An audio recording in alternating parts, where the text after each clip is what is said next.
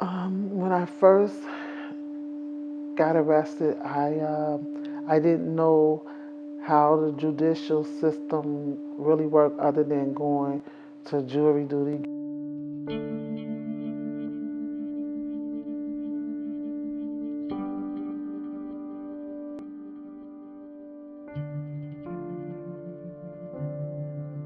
Then when I got to jail, they lined us all up in the hallway.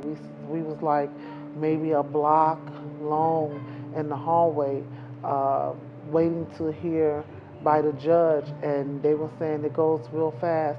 And I remember them passing him the folder, and he just looked briefly at the folder and then said, "Okay, bond set at 250,000." And I'm sitting there like I know I could do math, and I'm like, "Wow, 250,000." I'm like, "So how much do I need to walk?" They like, "You need 25,000." I'm like, 25,000. So I'm like, "Is it 10% of that?"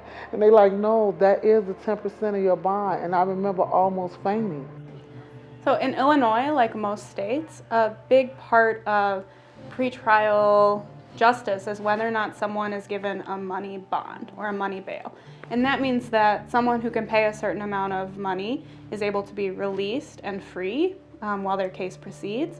And someone who can't pay that amount is going to be either incarcerated in the jail or sometimes incarcerated in their home. And that means that right now we have a system where access to money is the primary thing determining whether or not someone's incarcerated or whether or not they're free. A bond being this extremely high, my family couldn't afford it. I was losing my business. I was going through a divorce, so I didn't get a chance to see my kids because I was battling back with my husband in order to see my kids. It was extremely hard. When someone's incarcerated pre-trial, they often lose their jobs, or almost always lose their jobs. They often lose housing. They can even lose custody of their children. And it also has incredibly powerful downstream effects for the person's case. So people who are incarcerated while their trial is pending are more likely to be convicted, and they receive longer sentences than people who are not incarcerated.